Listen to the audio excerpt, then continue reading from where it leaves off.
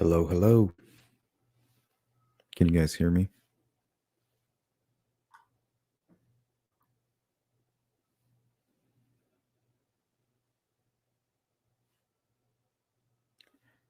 Microphone check 1, 2.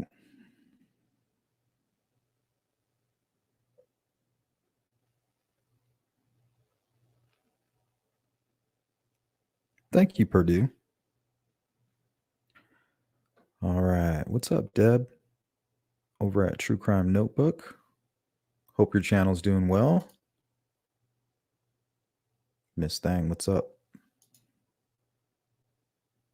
The Unsolved, another great channel.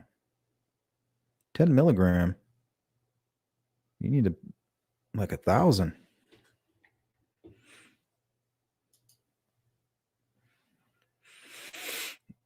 You're not even breaking the surface. Hey, what's up, Jamie? Sorry you missed the live today.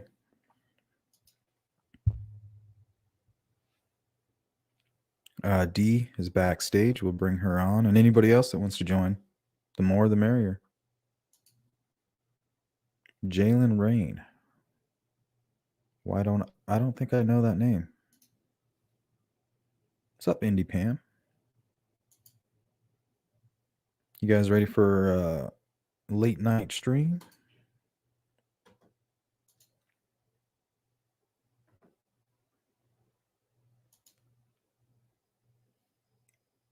What is up, Dave?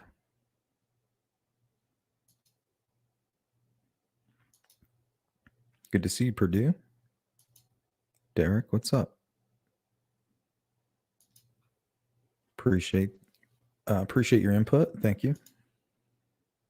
Hi, Rebecca. What up?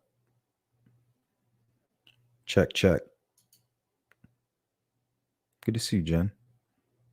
And Jen, if you didn't know, is from the suburbs.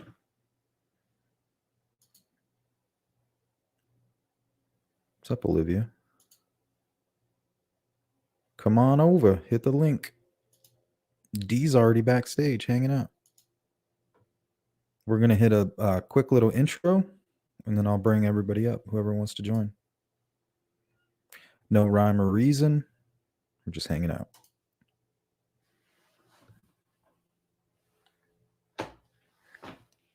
I got my trusty bong right here. So I'll be taking some bingers from time to time.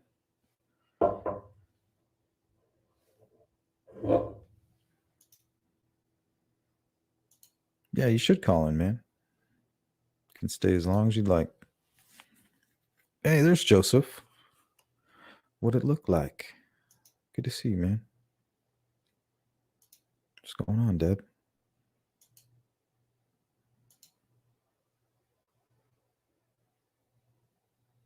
The Rockaways. Do the rock away. Do the rock away. All right. I see you back there, Jamie. So after I hit this little intro, we'll bring you guys up. So don't go nowhere. Just hang tight. What's up, Glitter Bean?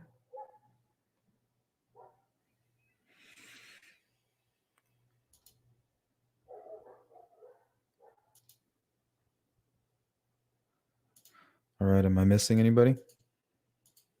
Oh, WL. Roger.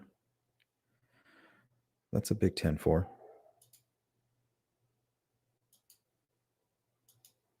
Ooh, kid, check the rhyme. Puff, puff. Judge Fouts still holding a law license is kind of scary, but it is really considering how the system is configured. Yeah, I mean, you got to check your representatives.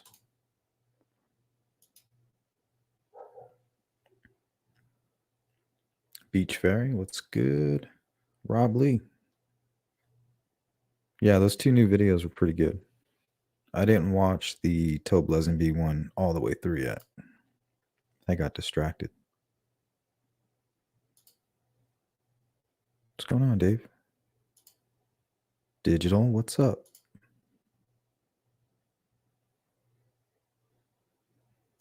Good to see you, Tax Cut. Who am I missing?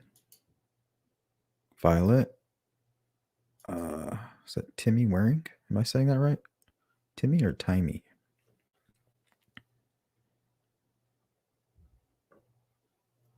All right, I think that's everybody. Let's get the party started. The verb of Iran, oh hey, practice, sing. So now I come, hold me, ganja bonanza. Nobody come, call me, cocaine cowboy. Take one sip from out of the chalice. In a Lady Diana Palace. King, never see smoke. Say palace from fire. Love yeah, Rockwell, I think the country does. Bring the coast, make we control this fire. Fire. So now I come. Hold me, ganja bonanza. Nobody come. Call me, cocaine cowboy. Ganja in my meditation, ganja in my brain. Ganja we take away my stress and strain. Ganja in my meditation, ganja in my brain. Marijuana take away my stress and pain. Ganja in my meditation, ganja in my brain. Marijuana take away the stress and pain. Ganja is the medication, ganja is the cure. Police and them a fight the marijuana for sure. Purify me heavens and they make me feel pure. I'm the way to Cali with me bring it on door. Ganja in the meditation, ganja in my clothes. No offense, I'm smoking marijuana around bro. Ganja in me daily, ganja me currency. Ganja is the currency and daily pay. Give me the revelation, the stuff you get too much when it's been growing so long. That's why we call it land spread. Ganja for the living and it's not for the dead. Couple of sleep before they go on to bed. Get praise to Jah and they shake out me dead. Ganja weed a lead. Hey. Ganja in me meditation, ganja in me brain. Marijuana. You've been up all night? Is it morning? Yes. Then I've been up all night. What's going on with you? I haven't slept in 2 days. With insomnia, nothing's real. Everything's far away.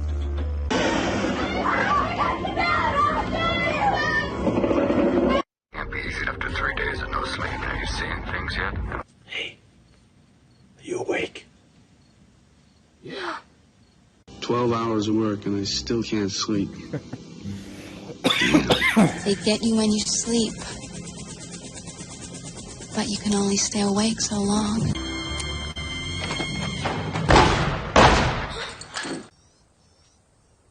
I am awake. Is the light keeping you awake? No. 28 days. 6 hours. 42 minutes. 12 seconds.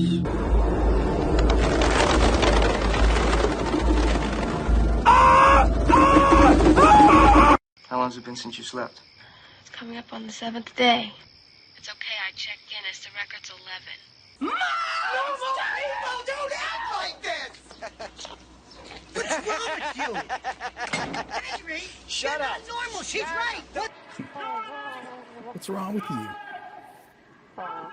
Normal people don't act like this. You fell asleep on the couch again. You know you're supposed to go to your room.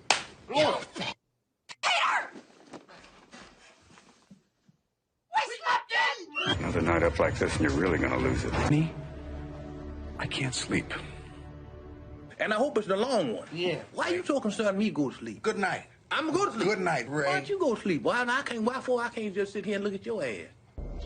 Just as the little engine was making its way across the dresser. All right, you ain't gonna get no sleep there either. I'm telling you, because I'm up now. I know why you're here, Neil. I know what you've been doing. I know why you hardly sleep.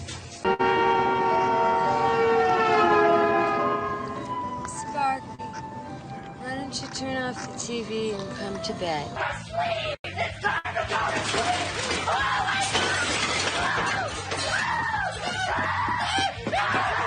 It looked like PCU. Classic. Can't sleep. Clown will eat me. Can't sleep. Clown will eat me. And May, please, please, please go to sleep. I can't sleep. Don't you understand? I can't sleep.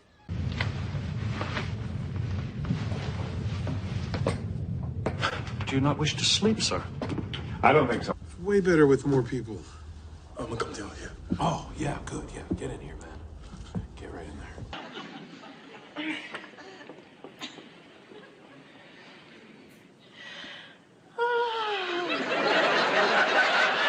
Now you will go to sleep, or I will put you to sleep. Hi, Sally.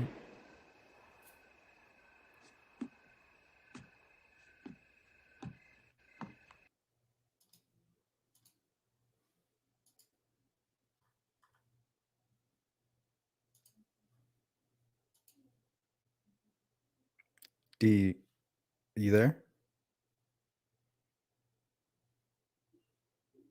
Can you hear me?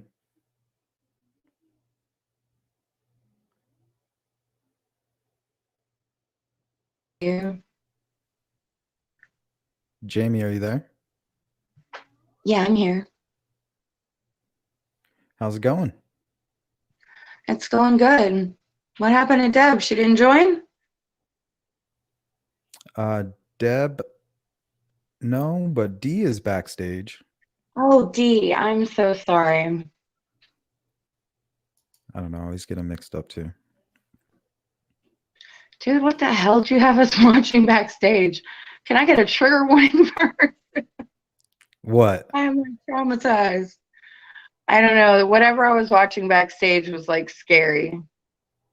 Backstage?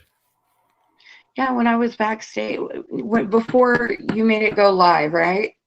There was like stuff playing. Like what? I don't know, scary stuff. Different clips of stuff about like being awake reggae? for long periods of time. Oh, yeah, the Insomnia clips. Yeah, those were like Yeah, kind of scary. That's the intro for the Insomnia crew. Part of it. Yeah. Oh my gosh, I didn't even realize. What was scary? The Freddy Krueger part? All of it. I don't know. I have PTSD though, so it was kind of. But I'm smoking weed right now, so it was like, wow. Like if I would me get too. into my weed right now, I might be traumatized. I'm just kidding. No, I'm serious. But Well, that was mild for me. was it? Wow. It maybe used to have been mild for me. I used to love watching scary movies, but now it just everything makes me jump. I'm so always on edge. And when you have autoimmune disorders, like stress is a bad thing. Oh, you're like easily stressed or what? Yeah, I have really bad anxiety.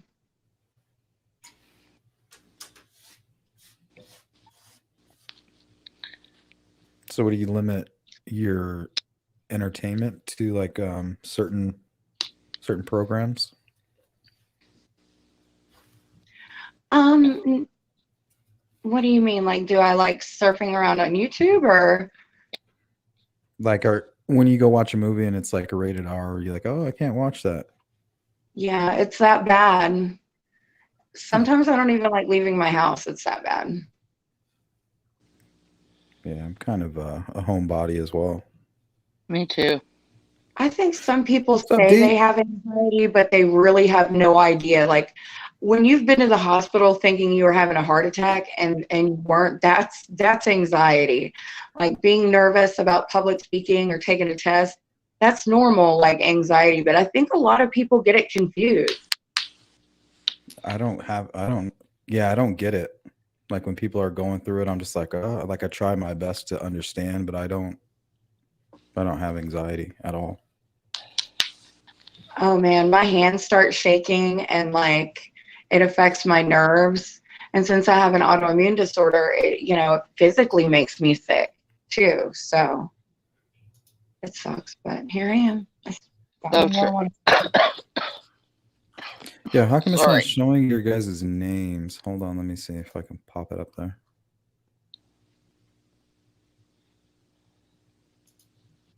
But I've floated around different communities on YouTube. Like some people, this is our social, this is how we socialize. Some of us don't like going to bars and clubs and, whatever. So Yeah, it like is to kind of like social, the bar, and I can't go to kind a of like a bar. I'm married. community. Same. General anxiety disorder. See, I don't know what that is. Went through a lot in life. Therapy helped. So is that like post-traumatic stress? I have post-traumatic stress disorder. Like I'll get horrible anxiety and sometimes I dissociate. This is the strangest, most weirdest feeling. I can't explain it. It's almost like you're outside of yourself or nothing feels real. And it sucks. And I haven't found a good therapy Sorry that you're works dealing for with me. that. Well, it helps. Like just, I feel safe online on YouTube. And, that's how I socialize. The only thing I regret is using my real name, guys. Don't ever, ever do that. That is so dumb. I used my real name, and didn't realize about the trolls and clone They'll find it accounts anyway. They'll find it anyway. doxing your Facebook. They've doxed my entire life in another community. Yeah, it's awful. I mean, they had my house on Google Earth. I was like, fuck, man. At the end of the day, though, they have to look themselves in the mirror. You know what, though? They got blackballed from several communities after people found out they did that. I was like, no, go be proud of that. Y'all was so proud of that when y'all was doing it to me. But like now they want to be, self-righteous, like, oh, whatever. But people don't forget. People don't forget, guys. But don't use your real name ever. That is just take my advice on that. I totally regret it. Oh, what was I gonna say here? Oh, what's up, D? Before we go any further, are you there? I'm here. I What's just going didn't on? have my headphones plugged in good enough. Hi, D. Hi, how are you?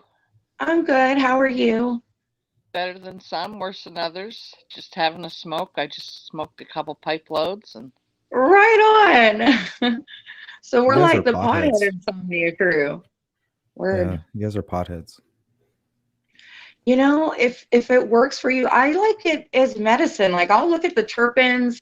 I really try to figure out what's best for my body or what's best for, my mood or whatnot. Like I know it's very scientific, and I really do try to match it with my symptoms.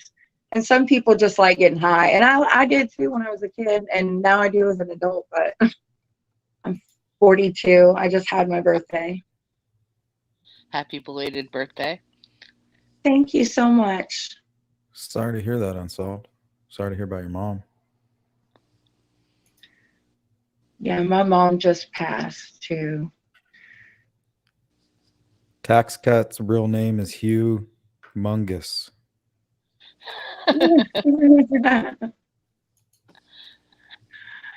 Girl, they doxed my kids, the kid's grandpa. I mean, it was like, all I did was just be right about something and make somebody mad.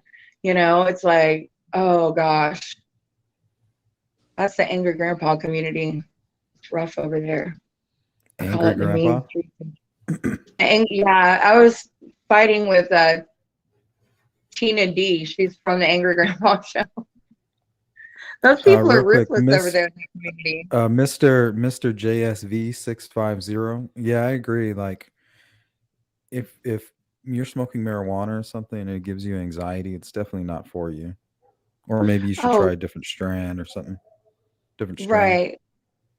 A lot of sativas. Well, I've had a few really good sativas.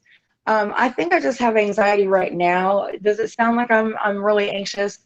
I thought I heard gunshots a minute ago. I swear to God. And I was on a different stream and hopped off and called my fiance and was like, hey, what's going on? Will you check because he knows how to check our little thing in our town to see like if anything's going on. Because I'm alone in my house now. My mom just passed away, so I get like anxious because I'm home alone for the first time ever. Well, is that why you're hanging out on the stream? Yeah, kinda. So my cat, she rings a bell when she wants to come inside. She's so smart. She's Siamese. That's my cat, Ernestine. Deb, what is your saying about the people you hang with?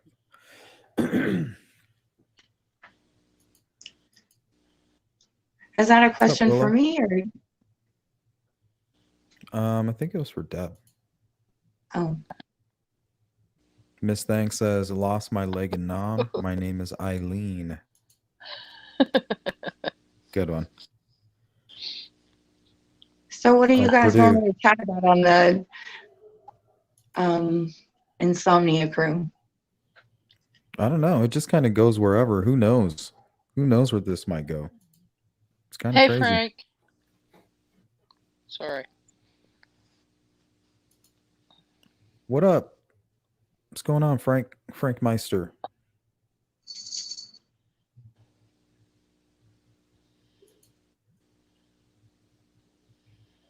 The green amplifies all feelings. If you are stressed already, it just comes out stronger. Lower doses cannot stress it enough. Microdose. Yeah, Is he's that why you really like the about that edibles? microdosing. I will try that. The only thing is like edibles don't work for me because I don't have a gallbladder. So I digest fats differently, I guess. And when I take edibles, since isn't like THC, it's fat soluble, right? Yeah. So You're 100% since I don't have a right. gallbladder, I don't know what I'm talking about. Maybe it Yeah, it's sounds like legit. it's like your body doesn't take it in and just goes right through you. Yeah, like I've taken so many and they never work. Unless they come out with something like new that's like water soluble or something, then I just waste my time with those gummies. That's why I have to smoke. Plus, It'd be the same smoking, for it the just makes drinks. me feel more natural, I guess. Well, I mean, I smoke and do edibles and things like that, but smoking overall, I think anything you smoke can be a carcinogen eventually. Really? I think so. That's probably true. Beach Fairy, I agree with your make it into the butter. My friend makes amazing fucking brownies. Oh, Let yum. me see if I can find the chat. Yep, every harvest I'll make butter. Yeah, because your butter's a fat, so that would make sense. Well, it's not a fat, but when you make butter, you add a fat and then the THC will attach itself to that fat. Oh, okay. Or an oil. Same thing. Me too, the unsalt.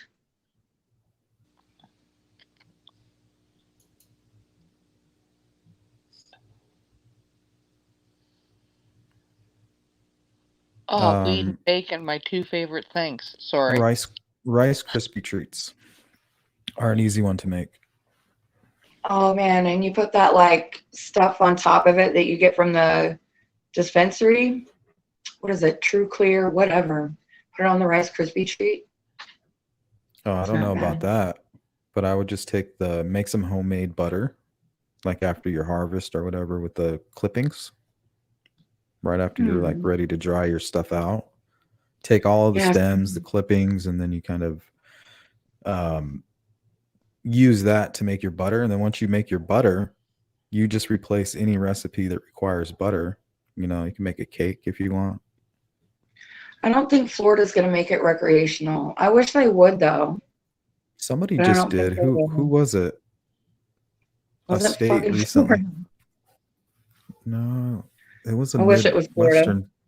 I think it was oh shit, I can't remember. Somebody in the chat will get it. What's going on, Derek? You gonna call in, man? Need some stories from your journeys. I know. Oh, those are a trip. Derek's an old soul. He's probably a Capricorn.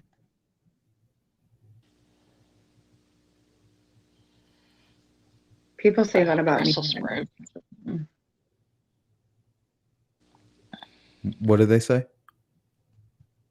That I'm an old soul because I'm a Capricorn.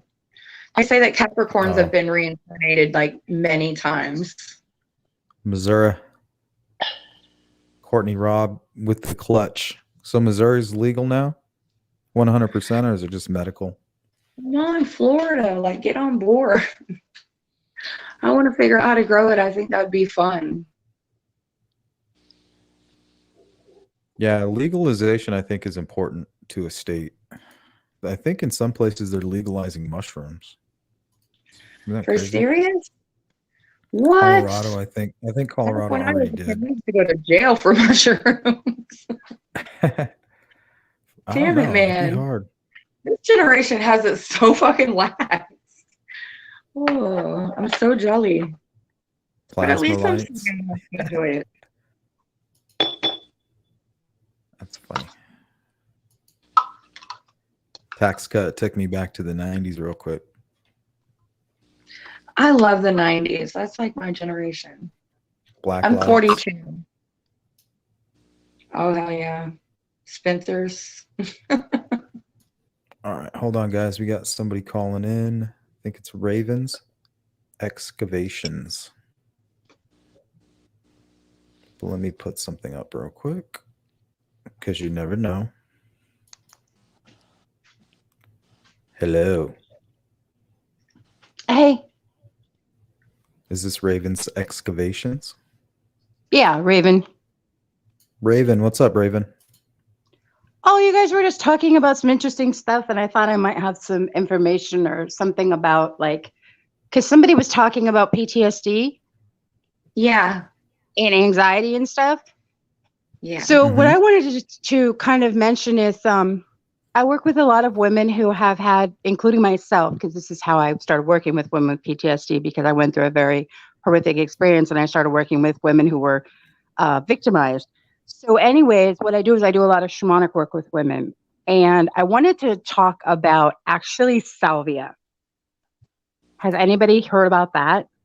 No, I haven't. So salvia is legal in most states, but it is extremely intense. Okay.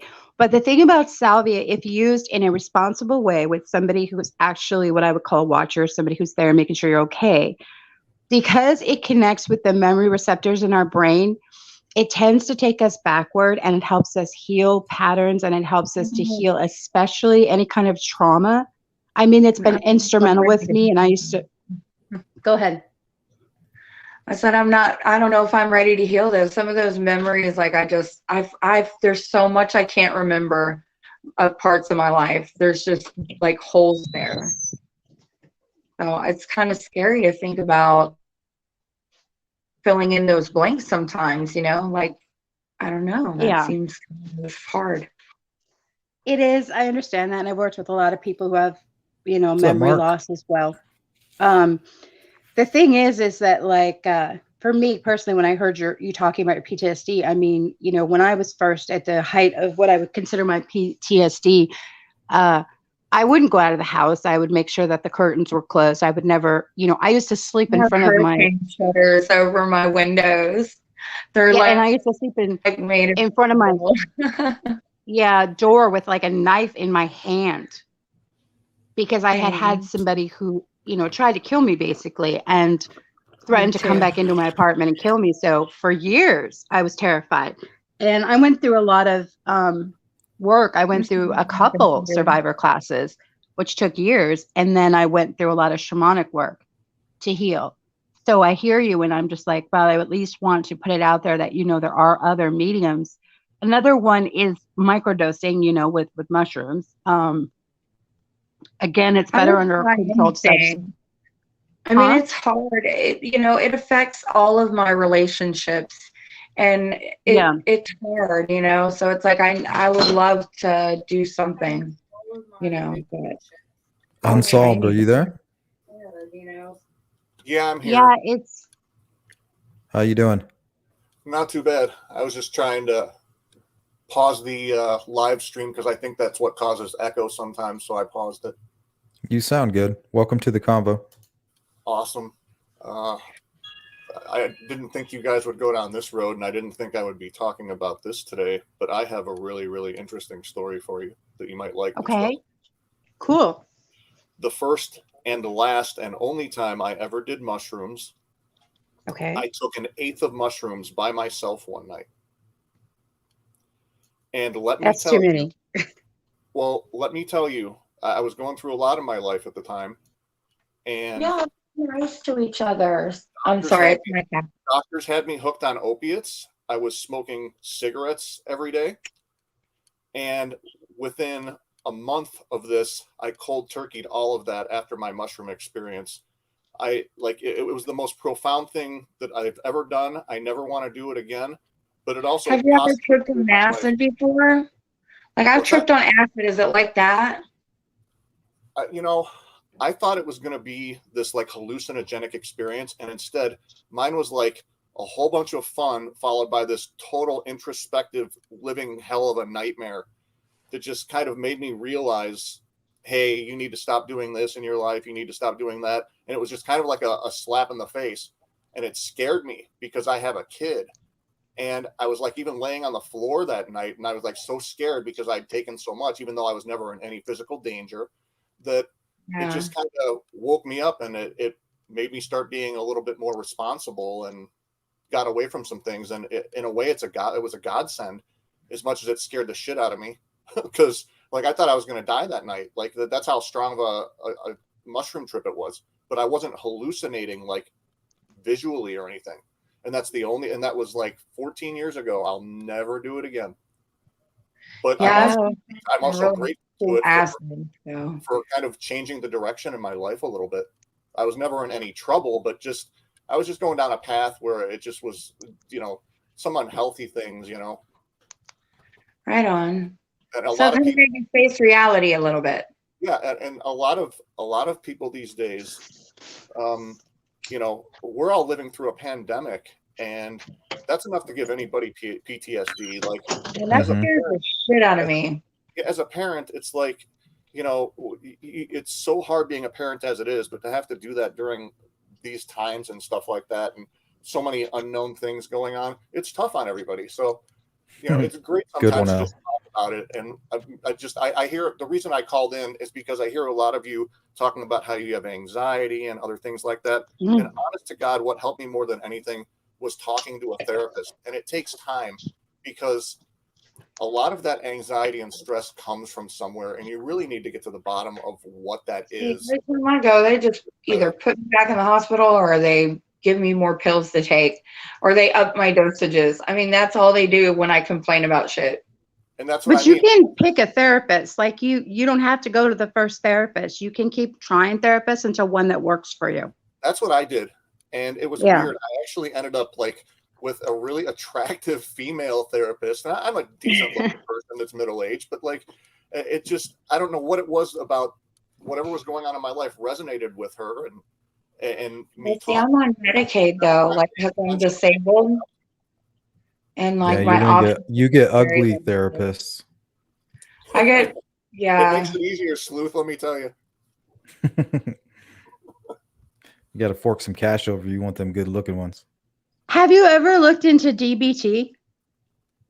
Dialectic behavioral treatment? Is that for the the person who has thing? What? I've just found that Is that like the talking highlight movement thing?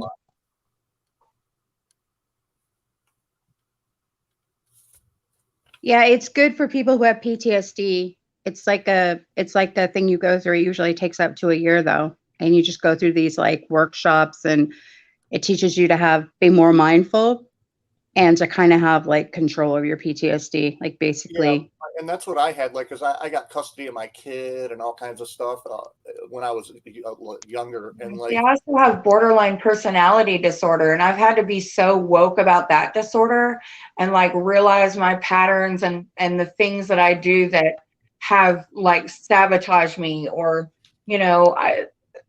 things that I do that I know is like BPD-ish, okay? And I'm so woke about it now, but it's hard with the PTSD. It's like, man, I just can't win. Well, And then the therapist, depersonalization just really freaks me out. It's the worst feeling ever. I had that once when I was really heavy into like smoking weed when I was younger and stuff like that, and it just got overwhelming. And sometimes you just gotta let your feelings out to somebody. And See, my therapist used cognitive behavior therapy, where like she just kind of basically gets you to understand why you're reacting to things and doing the things that you are, and using your own self and your own strengths to try and kind of really look at things from a different perspective or from the outside and understand, that it's okay to be like this and accept that this is part of who you are, but you can always improve and you can always learn from the past. Just it's real interesting way of approaching therapy. Anyway, I just wanted to share that mushroom story. I'll shut up about that now. So That's pretty cool. Thank you so much. Have you ever thought of doing like a video on your journey, like telling other people about it more? Yes, and my son is going to be an adult here within the next year here, and I just kind of wanted to wait until he was an adult. I'm kind of anonymous on here, and he's close to that age now. So there may be some people that I start trying to reach out to and help and share my story with, because there's a lot of things I've gone through that I think my story and experience could really help them. But yeah, I have. Mine is very similar to yours. I recommend it during a hard time. It's been used against me. Do you ever like notice you have walls kind of built up in your mind? I wish I would have more walls. Well, there's all these walls just kind of built up, kind of blocking you, that you kind of put in there on your own, kind of like the movie Inception. Have you seen that movie? No. Well, it's like these crazy cities that are just building in people's minds, and my experience was, when you're stressed out and you can't really find an answer, I went out in the woods and took some mushrooms, and it was like clarity. I was able to knock down all those walls and just see how simple it really was. So I feel like that sometimes when I have really good weed, it helps me so much. It's just so dose dependent for everybody, depending on what they've got going on in their life, which is why I've slowed down on it as I've gotten older.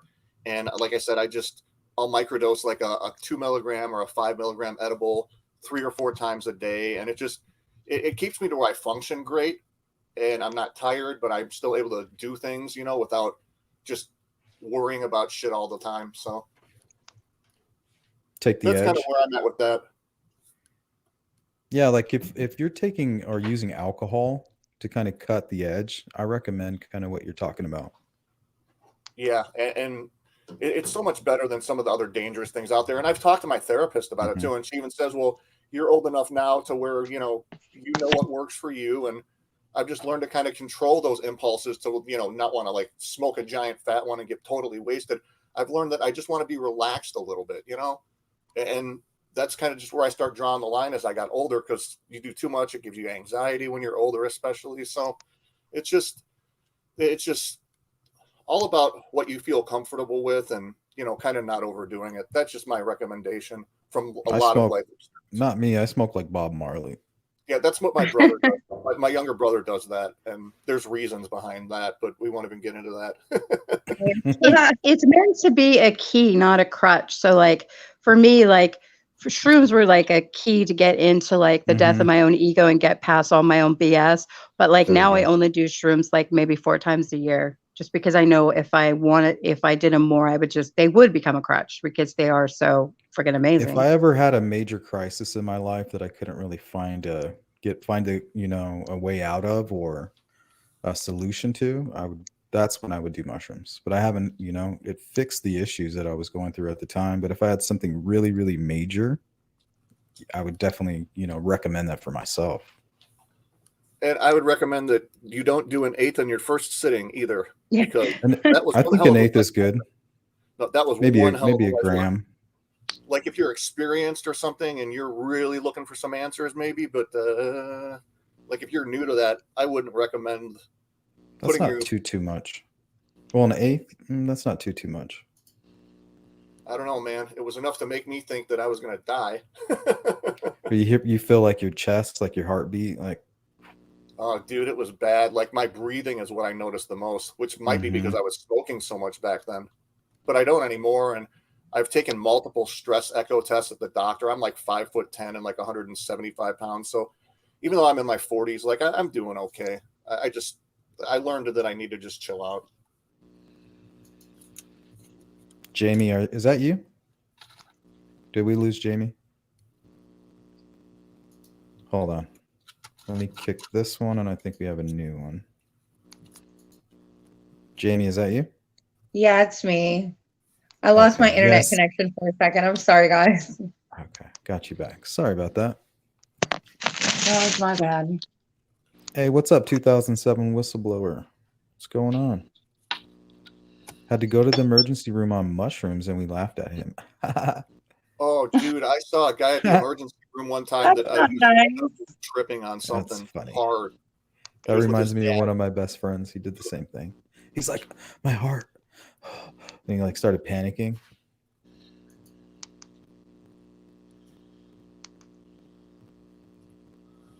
Well, I think that's why I gravitated toward weed in general, is because you know that like it by itself can't kill you. It's just, it might make it feel like it's going to if you do too much, but you're not going to. I would think I would enjoy it. I'm going to try it probably. I'm convinced now. Just start slow What? if you have to. What are you guys talking about? What are you going to try? Mushrooms. Oh, okay. It's a very difficult life decision. It's one that I've mulled over for a long time before I did it. Yeah, if you have an issue in your life right now, it'll help you. Right on. I do. I recommend though. I recommend being with people that you're very comfortable with, and I don't recommend being inside. And trust who you're getting it with. Yeah, my whole trip was inside. That was my problem too. Don't go inside. Everything kind of like closes in on you. I call my house the fortress. Like I like being in my house. It makes me feel safe. Like Yeah, I know your own nobody house is can get fine. in here and get me. Yeah, if you're like by yourself and you know you're just at home or whatever, even like a little Yeah. tea. If you make like some tea, try that. I do. I drink some tea that has like poppy seeds in it. It's called like caramel bedtime or something. But it's good though. That does sound good. You know what's a really good plant medicine that is looked over that you might want to start with is actually mugwort tea. Believe it or not, mugwort tea for me and for people I've worked with, it Mud gut? sometimes can have, excuse me? Mud gut? Mugwort, MUGWORT. Sorry. You can get it in like any like herb shop, and it's you know, just like a teaspoon before you go to bed. It really helps you to start to tap into what I would consider truth, just kind of feeling your thoughts and really going through them. And for me, it was a really good precursor to using other things. Sometimes you want to take steps. Yeah. I'm gonna take a step. I'm taking steps person. Just even when I stop doing something, I always taper off. You know, I try to be really responsible with stuff I do. Hey, Sleuth, Like I I do have a training question and for stuff too. Sure. What's up? When you do your live streams and when you do your shows and other things like that, are you using like any kind of significant like editing software or anything live other than YouTube, what they provide you? Yeah, I don't use YouTube. I just connect into it. I use StreamYard and sometimes StreamYard and OBS. And then I'm able to into some and then you live can just use all your stuff, any software that you have on your computer right now, just share that onto your live stream and you can use that, incorporate it. Yeah, because I'm pretty bright being in media already, but like I haven't done too much like stuff. It's been lately. I've been I just monetized my channel, even though I really waited that for a long time. I waited, I think, over a year. You money hungry savage. I know, right? So I don't know. You're not going to let YouTube have all of the ad revenue from your videos? I just hit 1,000 subs not too long ago. They, I I still don't know, haven't what do they take, 45%? It's only been monetized for like a week. Oh, they take way more than that. Dude, you're getting crumbs. But, are you guys hearing that feedback? Is that me? Might be this cable might be going bad. I don't hear feedback. I barely hear it. I heard it a few minutes ago. Well, It's like coming in and out. Hold on, let me unplug it and plug it back in. Oh, that's really annoying. Oh well. Yeah, but like the thing about using plant medicine is I do also agree that you should do therapy along with it as well. The best combination is therapy and some kind of spiritual work or some kind of plant medicine, but not one or the other, because you need a therapist basically, because when the floodgates open, you got to have someone to talk to. Well, Right I've gone on. through long tolerance breaks with the herb. I have a love-hate relationship with it, which is why I started microdosing instead. And I like always do it's like tolerance a year. breaks and shit. I would go for like 6 months or a year, like, but it gets tough after a while if you get stressed out. So whatever. Oh, no, it's back. Well, you were saying that it helped you completely cure your opiate addiction. Yeah, that was rough. When I you was a did your trip. baseball player, and I hurt my shoulder, and they were giving me Oh. synthetic opiates. They told me weren't addictive. Then my mom always had them handy when she was older, and it was just nonsense. I wasn't like some people take them like, you know, a ton, like high dosages of them, or take like you know, a bunch of them at once. I was more like just a recreational, okay, I'm gonna pop a half a Vicodin or a Vicodin and watch a movie, you know, once every couple days type of thing. But it was just for a long period of time. And like getting off of that shit, the withdrawals were just living hell. I wouldn't wish it on anybody. I'm glad I'm through with that shit. Yeah, I had an ex that same thing happened. He was a huge opiate user, Vicodin, things like that. And he started microdosing with mushrooms, and he got completely off opiates, and he's been off for like 5 years. The worst. I will never talk about it again. Way to go. I think if I don't get urges, like, and I quit nicotine at the same time. It was living hell. I still don't know how I did it, but I look back in the mirror now, and it's 14 years, and every once in a while I'll feel a little guilty and be like, oh gosh, I'm doing, weed edibles. But like at that rate, it's like, I've kind of earned the right to do that after all that bullshit if I want to. Yes. That's how I feel. So whatever. You just got to enjoy your life. We got a lot of it left. I just like smoke and garden in my yard, take care of my cats, like live my best life. I'm happy. I just try to make a happy life for my kid, and take care of my remaining parents when because he needs help once in a while and stuff, and go out garden. I go out and I drive a lot, especially late at night. Like the Woodman's grocery stores in the Midwest, they're open all night. I wish other stores like Walmart still were. It's just kind of cathartic sometimes. You just go out, listen to the radio in the middle of the night, and drive or go somewhere. Yeah. I do that a lot. Gardening is very therapeutic. I think so. It's like even just like touching the soil, with your hands. And it's rewarding. Yeah, you're grounding yourself too. Mm-hmm. So it's very. Nature is like that too. Getting out in nature when you start to feel stressed, just going down to the beach or going to the woods, communing with animals, anything like that is usually really good for stress. Too. So it's like I have the beach here, and I have the woods here because I'm on like the Florida-Alabama border. So. Oh, I just went down to the Panhandle the last 2 years in a row with my kid. Really? Yeah. A lot of people vacation here. I'm not gonna lie. I don't know. I like Southeast Florida and the Keys way more. But at the same time, I did enjoy the couple times I've been in the Panhandle, and being able to go to Whataburger and get like. I used to be a manager there. You get chicken strips and dunk them in breakfast gravy next to palm trees by right a beach. on. It's 7 o'clock in the morning. Florida's the only place you can do that in the country. And I used to serve that stuff to you guys, probably. But I mean, you can't get that in the Midwest. You ain't getting no chicken and gravy at 7 a.m. by a beach. So I don't know. I wish I lived in the South sometimes. I just don't like all the hurricanes and all the crap down there, and there's too much going on all the time. It's nice. And the barbecue ribs at 2 a.m. I've been down there. I've seen water moccasins. I've caught sharks. I've caught barracuda. I've seen poisonous snakes in front of me, like alligators. It's a wild place down there. It really is. Canada it's like that in the so Panhandle too. Well, the Panhandle beaches are all like white sandy beaches, which is kind of unique. I do like that.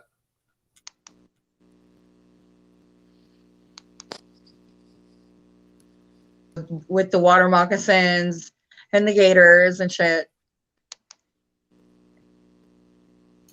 And then we're so close it's to a like different world down Louisiana. there. Well, I went to Louisiana on my latest trip in the spring with my kid for the first time. We were down in the Panhandle for 2 days, and we actually just got bored of it down there, and we decided to drive to New Orleans and Baton Rouge for 2 days. Yes. That was I live so interesting. close to there. And then I just kind of drove all the way back up the Mississippi, like through Memphis and like all the way through Illinois, back up to, you know, the Chicagoland area. So a lot of driving. Well, I am like so opposite that. I like take a northern winter over that any day. I love the mountains, the snow. The South say that all the time. They never get to see snow. And I don't know. We got an ice storm one time. We didn't know what the fuck to do. My whole town shut down. We're like, nobody knew how to drive in this shit. And there was this one guy on the news, like his name was Billy. He was in this white tank top. And this nurse, she was trying to get to the hospital because she had to, like she worked there, right? She like slides off. Billy goes and pushes her car back on the road. And he was like so thankful. And she was like, look, can you please drive my truck and me to my job? Like, because Billy was the only one in town that knew how to drive on this shit. So Billy's like, hop in, and his wife got in the other car. And they like took this lady to her job at the hospital. But my whole town, we didn't know what to do during an ice storm. It was crazy. And I've seen snow on the beach too. That's wild. Yeah, it amazes me how like it'll snow where I'm at, and it's a smaller town, but like nothing shuts down because everyone's used to it. But then I go to the big city and it snows, and the entire city shuts down for a day. And I'm just like, oh my gosh, this is so odd. Nobody knew what to do. They're like, everything's iced over. We don't have no equipment to fix all that. We were like, what? Because that never happened here, I don't think. It was in like 2010, I think. I forget. But yeah, we had an ice storm.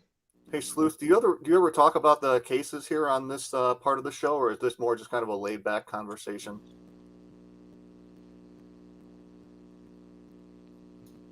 We talk about everything.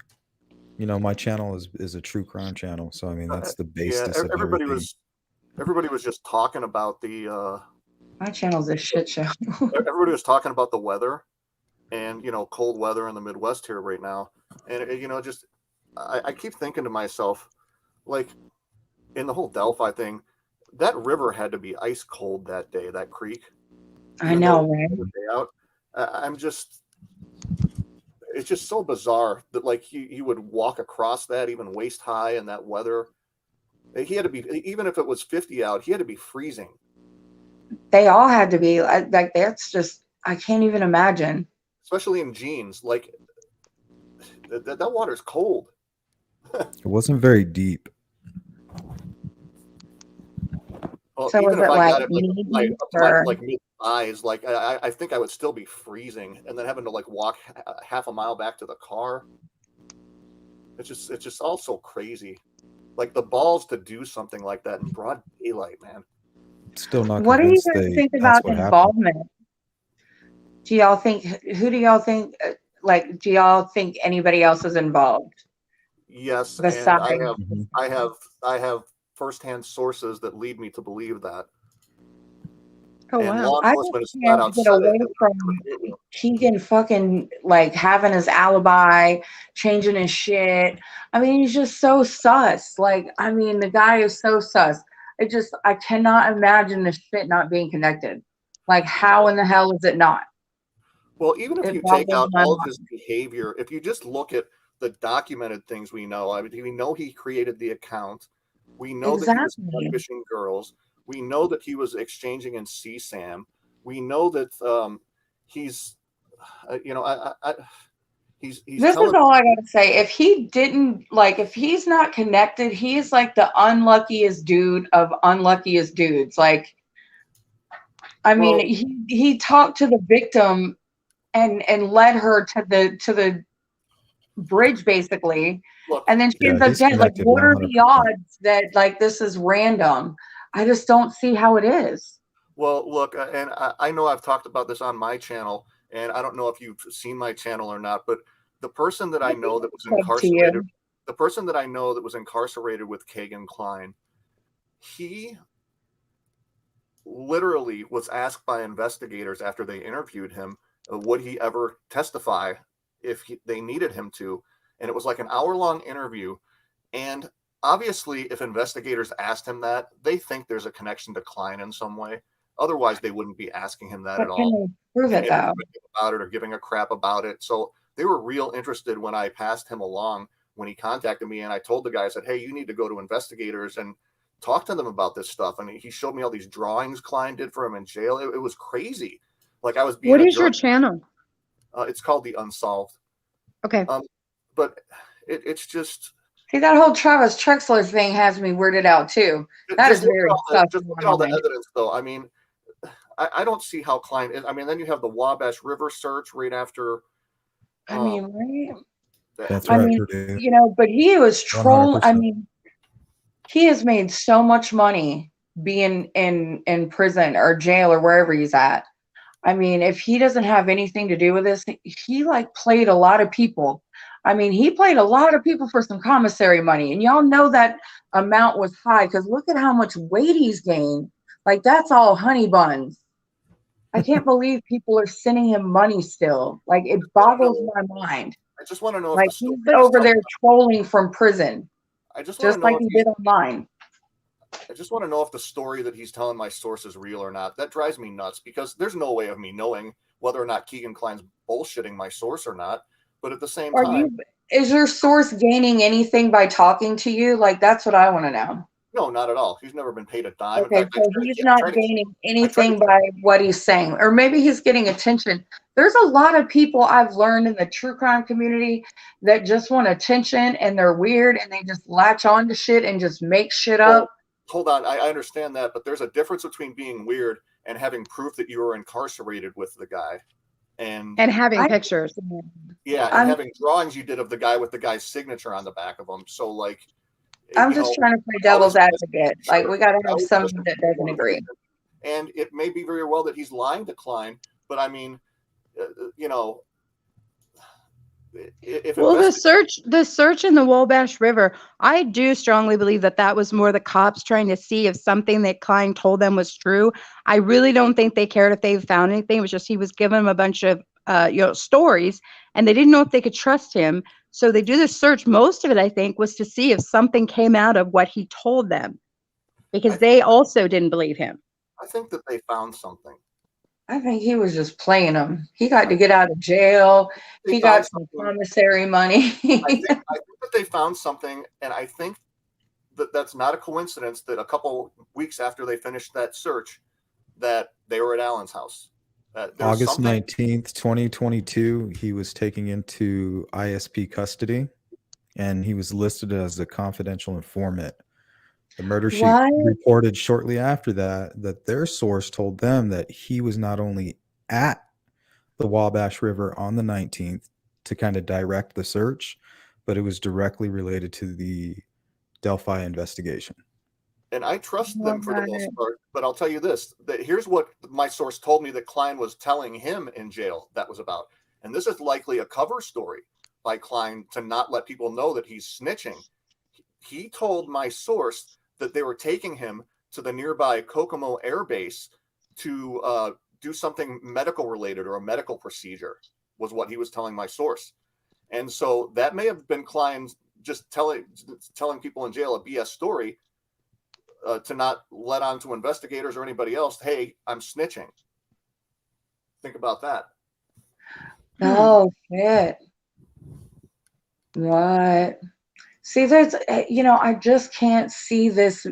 Like, he's looking at a stock ticker, walking in the same direction, the picture's taken of the girls, and bam, like he's on the bridge too. It's like he was waiting for them, it's just weird.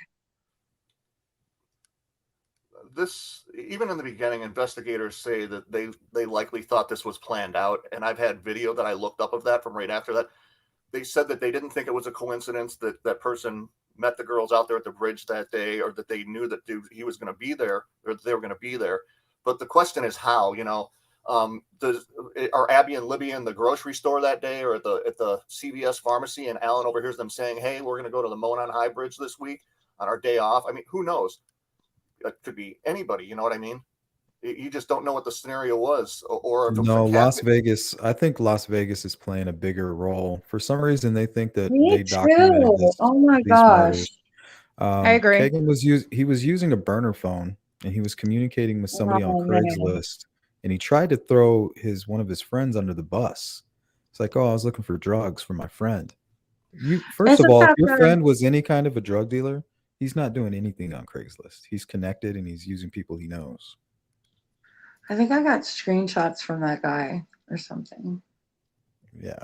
So why were they in Las Vegas? And why were they in Vegas right the day after the ski mask incident? And searching for some of the things they were searching for online too. It's disturbing. Why was this the motivation? Did somebody come up and say, hey, look, they're paying top dollar right now for authentic like murder stuff? And then you got these sickos that are like, hey, well, I know a guy. We can use Kagan Klein. We'll use what he's doing over here, catfishing. It never leads back to him. We'll use that, and then we'll lead. And then the other guy stands up, like a Richard Allen or whatever. And he's like, well, there's this place, the Monon High Bridge. Just lead him over there. We'll catfish him. Okay, February 3rd, Anthony Schatz meets Libby. That's when they began their plan. The whole sick conspiracy. That would put Tony Klein as a middleman, maybe. The fact that there may be a clue not necessarily was the whole reason I went back down the Jalen Rain rabbit hole on my page again today. Which oh my gosh, I go down that one too. That just the bothers me. And the judge. That some of the things that were actually in those text messages were really sadistic, abusive things that kind of match the MO of what might have went on out at the bridge that day. And it just makes me wonder how many people were in this group. How thoroughly were they vetted? We know a judge was there. I mean, it's just, and this judge is still practicing in part family law right in Delphi as we speak. And I kind of talk about that on my page, and it's like, look, Keegan seems easily manipulated, and who's to say they weren't blackmailing him at some point? I just want to know, how big was this group? Was it 3 or 4 people? Was it 50? The largest in Indiana history. That much we know. I know, right? The club of Lafayette specifically. Oh, that group. Y'all want to know a crazy rabbit hole I went down? Is looking at the Facebooks of the coworkers and the coworkers' friends, and I started to see a pattern of what these guys had as their profile picture, the shit that they liked, and a lot of it was kid stuff. And then you'd go find that they were following, their troll account, and then you go to their troll account and you'd find sick shit over there. Mm-hmm. And I just was so disgusted. I couldn't do it anymore. I quit Delphi for a little bit after that. Well, the other thing too about that, looking at Facebook, that kind of rabbit hole that I went down for a while, was interesting that a lot of the POIs and even some of the people that just knew the family and stuff, there was a lot of people in that area that were into Old Norse, like Asatru and Odinism. They had a lot of stuff on their Facebook with religious symbols and things like that.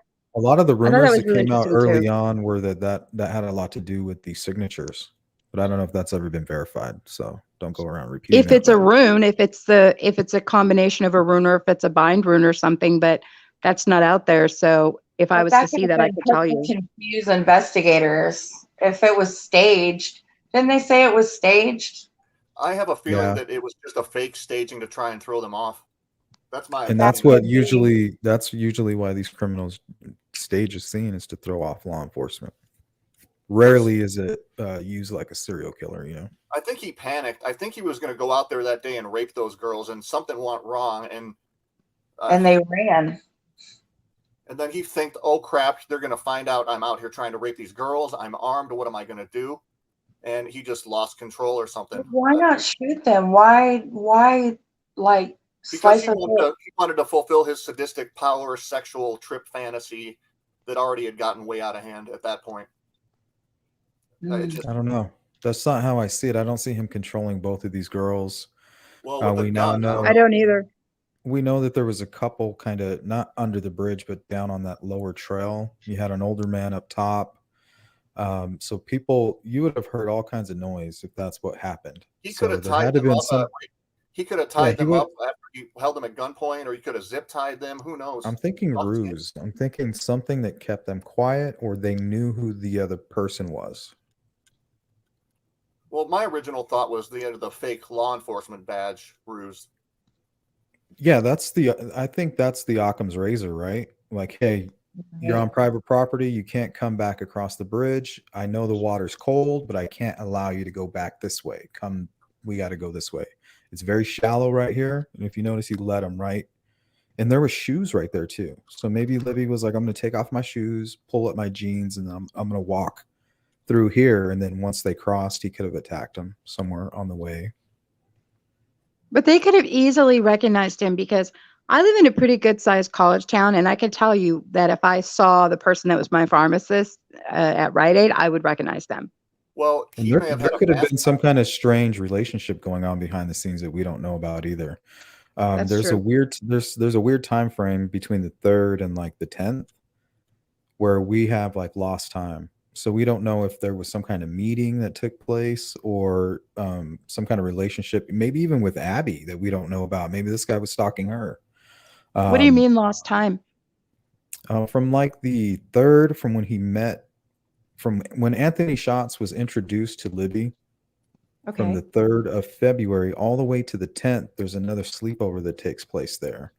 And supposedly that's when Libby blocked Anthony Schatz. And that's also when Kagan Klein deleted from his own personal phone. He didn't delete anything else from any other device, but from his own personal phone from the 10th of February all the way to the 15th of February. And law enforcement stated, this is the time frame that you would have been grooming. That's their words. Maybe the girls rejected him and he just said, I'm going to teach this girl a lesson or something. Yeah. Well, there was nudes. There was a quote, like they sent him fake nudes. Like, okay, so there's money, right? They say Anthony Schatz money going to the girls or going to Libby. So he's sending them money and they're sending fake nudes back. So that could anger somebody. So I don't know. You know, maybe that's why they got blocked originally. Especially when I don't know. Kayla's story, Sleuth. Yeah. Yeah, I could see that. Foster Park incident. Very little. Exact same MO. Mm-hmm. And that might not have been Kagan either. I don't think he's meeting in person, but these other guys are. Well, who knows? Maybe they're all taking turns. It's a sick What is world that? we live in. Well, he seems to care about like money and material things. So like, what if it was material, like motivated, like people are giving him money for the information to be able to catfish the girls, other girls too.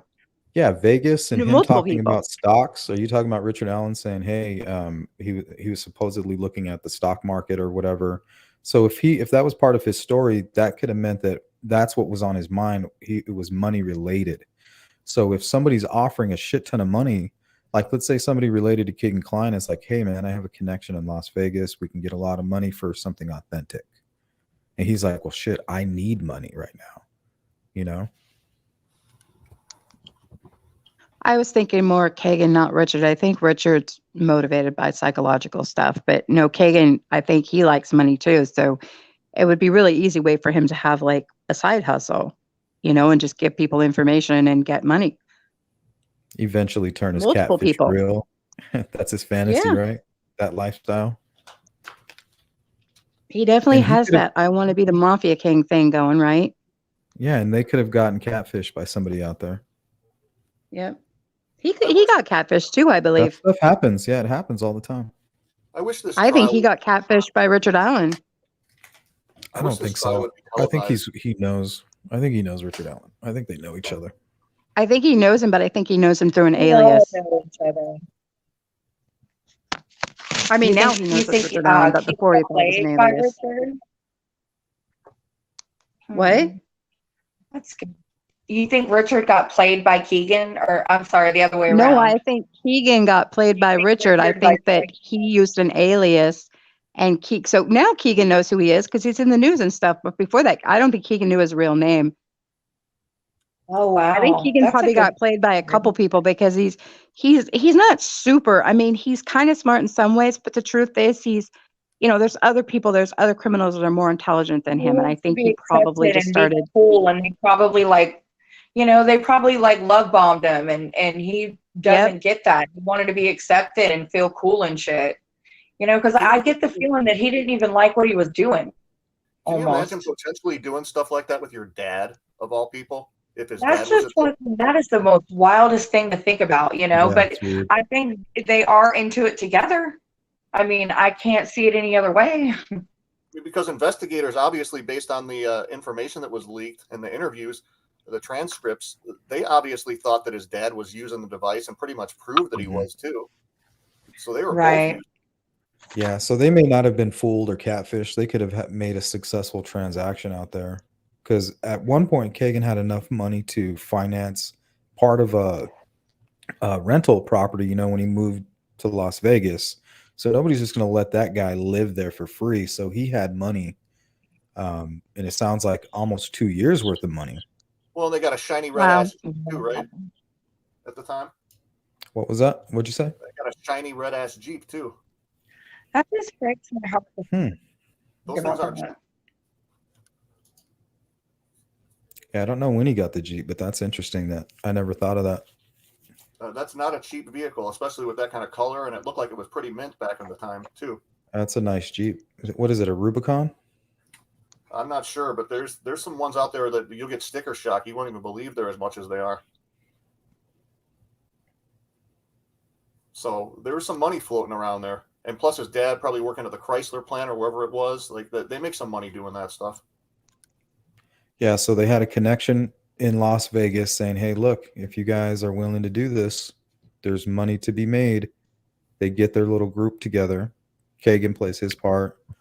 This unknown party plays their part. And then Richard Allen plays his part. So he may have been the one that came up with the idea to go to the High Bridge. You know, some place where he goes and hikes, you know, when everybody's away at school and there's nobody there, he goes down there and he'll hike it. That could have been his idea, that part of the plan, you know? Yeah. There's so many possibilities. You could just go down so many rabbit holes with this one. You know, I'm sure at trial, they're going to have people from where Richard worked testify at CBS and say, hey, he wasn't at work that day. And then you're going to testify and have his wife testify. Well, where was he during that time? And some people are going to have to answer these things. Like I wonder if they will make her.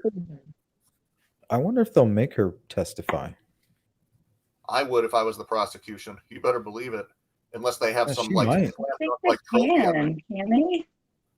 Yeah, she might testify. Well, she can say no because there's a federal law that says you don't have to testify against your husband. Yeah, I doubt she'll testify against him. She is. Well, I don't know. Sometimes these victims' family members, like, they want to be heard, and she might be eager to want to talk, and that could end up backfiring on them if they do that. But you know, if she might say no, I want to talk, I want to vindicate my husband, and that could help do him in too, for all we know, because these prosecutors are slick. So, well, one question here. Let me get your guys' opinion while we still have about 20, 30 minutes here. So he confronts the girls at 2:13 on the bridge, but he's not seen leaving the scene until about 3:58 or 4 o'clock. What was going on through that whole time? Staging, panicking, maybe looking for the spent round that he couldn't Recording. find because he found out about. Yeah, it could be recording. Could be. Do you think he walked maybe somewhere real far out of the way, maybe down towards Wilson Bridge and back up and took like a real long route? I personally think that he may have exited toward like the cemetery area and just walked down County Road 300 off to his car on that road. But then again, like, I would think that they would say, well, they had somebody matching him on the Hoosier Harvest store camera then, but maybe they do. I don't know. Well, what if that would be the way I would take to avoid other people seeing me, like discreetly, maybe along the tree line or toward the road. If there was an hour and 45 minutes That's a lot of time. I wonder if it's Yeah, it possible is. if they took them from there and then parked at the cemetery and then took the girls just like they did in Evansdale, where they parked in that location and then walked a few 100 yards back. It's almost like they did the same thing here at the cemetery. They could have backed in there, walked the bodies, two people, two perps, and maybe they never crossed the water ever. Well, hear me out on this. I was watching the Captain's channel. What's up, Frank? I was watching the Captain's channel earlier today, and they pointed out to me that there was a witness that was on Gray Hughes' channel one time. What's up, guys? He said that he saw a second car out there on the side of the road that wasn't at the county building, that was like parked along the side of the road, and Gray Hughes had that on the air. That's Brad Heath. Real quick, Frank, I'm going to unmute you, but you have a lot of background noise. What if he was waiting for Kagan and his dad to show up, and that's what that witness, the second car they saw that was parked on the side of the road there, they came down there and said, "Oh crap, we'll come help." He was waiting for Kagan and his dad to show up. That's what that witness, the second car they saw that was parked on the side of the road there. Frank, you got some background noise, buddy. All right, I'm going to keep him muted till he figures that out. Yeah, I still strongly believe that it was a botched abduction. I think it may have been a successful abduction. Yeah. I think they may have successfully abducted them, did what they needed to do, and then came back quickly. I have wondered about that as well, Sleuth, in the past. I have thought about that. I mean, what was maybe even the CPS building? Something. I mean, why'd they tear it down? They like That would tore that also whole place explain. down. That would also explain the second vehicle that other witness saw, besides the one at the CPS building that was on the side of the road. Maybe Keegan comes, or he's waiting at the bottom of the thing. They kidnap him in the Jeep or something, or do something, and then go drive back around and then like dump them off, through the cemetery or something. I don't know. Well, this is where that vehicle was. This is what Brad Heath told Gray Hughes, I think in 2021. So this was a while ago. Yeah, I was watching that today. So he said it was like a vehicle you would kind of see somebody would take fishing, an older model vehicle, but it wasn't parked over here. Like Gray Hughes did a really good job on that interview by getting very specific answers from him. And he's like, "Are you?" Yeah, he's like, "Are you telling me that?" He was like, "Did you park here? Did he park here? Did he park over here?" He's like, "No." About, I think he said, what, about 100 to 200 yards up, in between the CPS building and the Freedom Bridge, right here, Brad Heath reported seeing a vehicle, an older model vehicle. Who was that? And also, somebody that works here across from the CPS building, he also mentions that his buddy that works there mentioned that same vehicle he saw over here parked near the Freedom Bridge, overlooking, kind of as if he was watching. Oh, wow. Yeah, it's a very Play interesting their part, and it's the timeline that's going to get them, and cell phone data. I just don't understand why he would put himself out there the day of the crime, admit he was wearing the same clothing as BG, and then still plead not guilty, and then the alleged weapon evidence with the bullet. I don't understand what his play is going to be in court. I'm really anxious to see what his play is. Good luck proving that. And if you believe murder, Keegan being out there too. Well, but he's not the only one that put himself there. There was another person earlier who had done the same thing. Well, they put themselves there. They even made there. some weird comments. They never said Keegan was at the trails. They just said he was in a vehicle waiting, and then he said he was in a Jeep waiting. Yeah, so he never said waiting at the bridge or even in Delphi.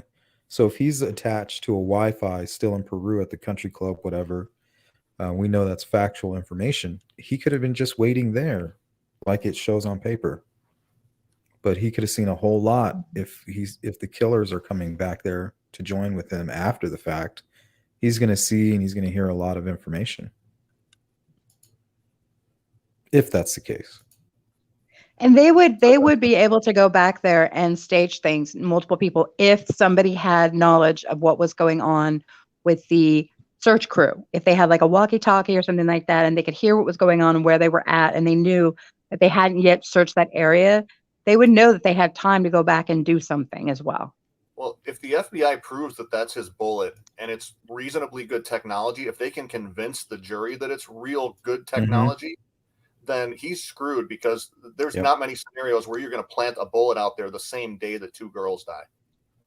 Like, you can argue it, but from what I've been reading, like, that's solid science, you know. And there's almost no possible way that you can dream up a scenario where that bullet is going to coincidentally be where see, that's how I feel too.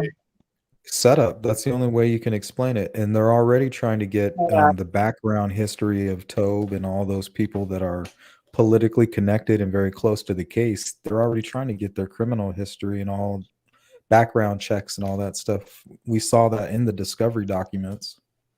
I feel like they've just been throwing everything off on purpose. Well, I don't know. I grew up in a military family, and misinformation is a very real thing in this world. Yeah, it really is. I live in a military town. So very military town. I was on a military base for the first 16 years of my life. Just an interesting life lesson, definitely.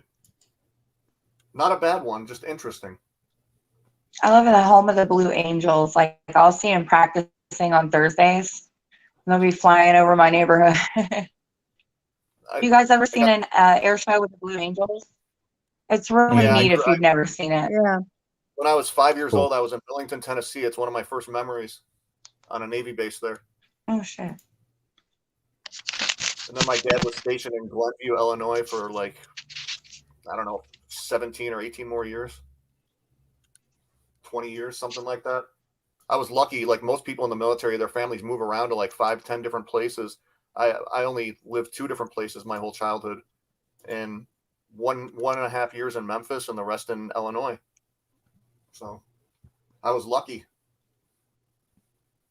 But the problem was, like, I grew up on a military base in the middle of like one of the wealthiest towns in America. And so like I was discriminated against for a lot of things. It was a weird sort of childhood. It was a good education, but you know, there were some real snobby kids in the town I grew up in that didn't like the poor military families. I feel like there's a lot of people on YouTube that were maybe bullied when they were in high school, and now they have to go bully other people on YouTube. It's ridiculous sometimes. Yep. Yeah, I just block them. It just comes down. It's just like kids playing at a playground. It just comes down to you get a vibe with people. Either they're a good human being or they're a bad human being. Really, it's that simple. That's I agree true. with that. No matter what their vices are, just you can just kind of tell if you're around people enough.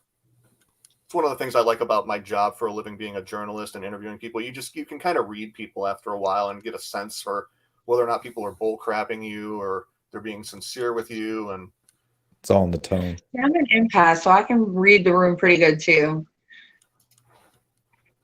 I mean, that's basically what I do kind of for a living. I mean, I do some readings, but mostly shamanic work now. I did more of that when I was younger. So I'm definitely pretty good at reading people, especially if they're right in front of my face.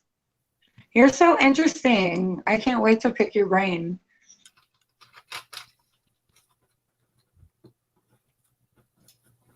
You guys going to do Were you mushrooms talking to together? me?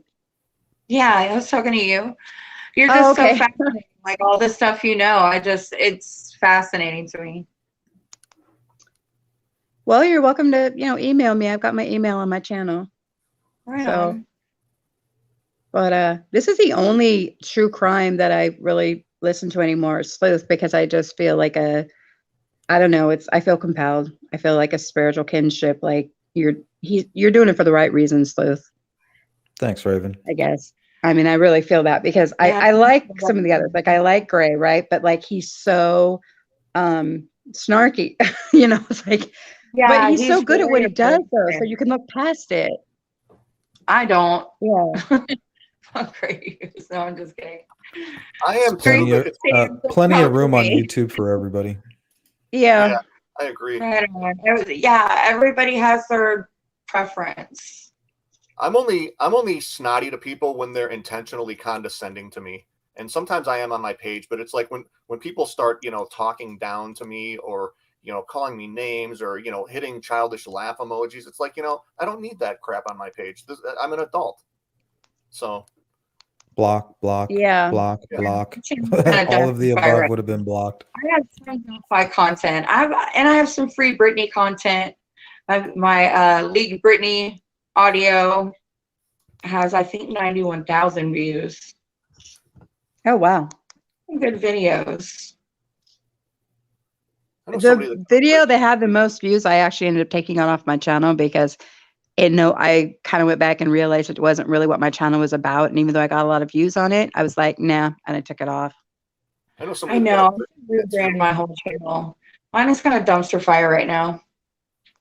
Yeah. I'm not trying to rebrand. I'm just trying to go back to what I originally wanted to do, basically. Well, you know what's weird? I started a different channel with the intention of that becoming popular and monetizing it, and instead it became like my vacation film with my kid channel.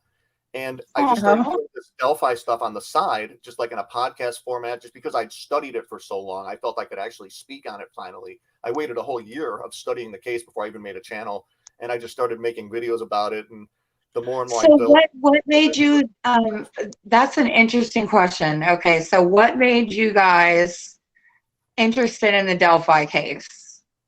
Having a teenager of my own. Okay. And petrified my entire adult life of making sure I'm protective of him and wanting to see justice for a family that's going through living hell, I'm sure, which is why I stand up for the Patties and everybody so sternly. Like one time I was out of line and I posted a video when I started making videos, and I admit it. And I posted a video. I saw a picture of Mike Patty with a cut on his hand in an interview the day after the crime when people were interviewing him. And I pointed it out on my channel.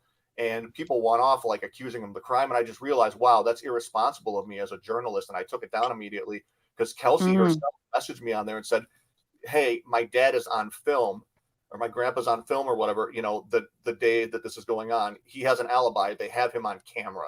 And it was at that point, I just kind of said, whoa, I need to slow down and I need to make sure I'm doing this all the time for the right reasons responsibly. And that's when my channel kind of took off, when I took the professional, no nonsense kind of route toward my channel, and it became popular. And I never did it with the intent of getting it monetized. And I went like a whole year and a half without doing that until like the last week when it was taking up additional time of mine. And, if it ever gets real popular, I'm going to donate some of that money back to charity too. So what a good idea. Sleuth, what got you interested in the Delphi case? No, I try, man. I try once in a while. I do. To give back. Hey, I'm not even like monetized. I don't think I ever want to get monetized, but I still give a ton of my earnings from everything I do back to mostly domestic violence shelters and homeless, different homeless organizations and things. I never really wanted to get monetized on YouTube because I just think that you have to like basically play a certain game. Well, I don't know, I guess if you learn how to play the game, it's good. But like, I don't feel like learning the game, if that makes any sense. I learned the game. I certainly did. The mean streets of YouTube, man. When you're doing stuff for the right reasons, that's what matters. And I'm not going to let anybody shame me. Yeah, keeping these stories. I mean, if I were a parent, over 1,000 subs, but I'm not sure like if I want to monetize because I just got like considered disabled, so I don't know the rules about that. Yeah, it's not that I'm against anybody monetizing. It's just that it does take time, and like I have to think of like how much time do I want to put into actually trying to get it done. So for me, I look at my channel as like a library. People can come visit the library, they can check out the books, that kind of thing. I'm totally gonna sub to you. Simple so far, and just like in a podcast format. Because it can be very time consuming to do real good quality editing. Yeah. I can't imagine the amount of time Sleuth puts into it. And it's like, I'm a single parent raising a kid by myself. So it's like, I got to make ends meet too. Aww. Being lucrative at all. No matter how good I am at it. It's like, and I've won some really prestigious awards in my field, but at the same time, I got to pay the bills too. Everything's getting more and more expensive, and it's tough. Yeah, I think the people that, I used to think that when I first had my channel, I was like thinking all these is so easy for all these YouTubers. And then I actually did it and especially the editing, because I don't get any help with that stuff. And even just the amount I do, it takes so much time. I was like, my hat's off to all the YouTubers that can do it, because I just don't have that much time. Plus the shamanic work I do and all the other workshops and things that I do. There's no way I could put that much into it. Hey, I just finished up my kid's dental work today after 3 years of 3 root canals and crowns and canceled appointments. I'm so glad to be done with that stuff. He's got a mouthful of teeth with no problems now, and right on. Well, that's cool. It's nice to not have dentists, whether it's for you or somebody in your family. It's nice to know you don't have to go to the dentist for a while. I've always taken care of my teeth, but still. So what got you into the Delphi case, D? Oh, D fell asleep. No, I'm not asleep. I'm just waiting for my turn, that's all. Greeno got me into the Delphi case. Oh, hate him all you want, but Trigger warning. trigger warning. I'm not going to lie. His videos were some of the first ones I watched. I used to get high and laugh at some Greeno videos. Greeno, I just see him as a content creator. He's not really, it's like, are you really true crime or are you like a content creator? I couldn't figure it out. Now he wanted to be like Hollywood eventually. He wanted to yeah. I think a lot of his charm. What's up, Frank? A lot of his charm, I think, came from a lot of the true crime community probably thinking he was a good-looking dude. And what's up, guys? Yeah, that sounds much better. What's going on, Hi. Frank? Frank the Tank. I'll answer your question, Jamie, that you asked earlier. Why I got into Delphi. Yeah, So also the same as the gentleman who was talking about his kids, I had daughters the same age, and we were watching one of those things caught on tape videos, and that happened to be, the bridge guy video, and I watched it, and that's kind of what got me hooked, because after that I just started having dreams about it, and it started kind of haunting my brain, and that was it. Plus because my daughters, I was compelled. I had daughters the same age as them. So yeah. My fiance's daughter was that age, and I remember being 15 and we would go camping in the woods in this place. We called it Kioki, and there'd be hippies out there, and they'd have like a rainbow gathering, and we would hang out. Rainbow gatherings. Wow. It's an innocent thing to do. And the old school stuff. Yeah. Old rainbow gatherings. Wow, missed those. Man, there's a couple people on this panel. I don't even know who they are. Holler, say who you are. Who do we got? I'm Jamie Hicks.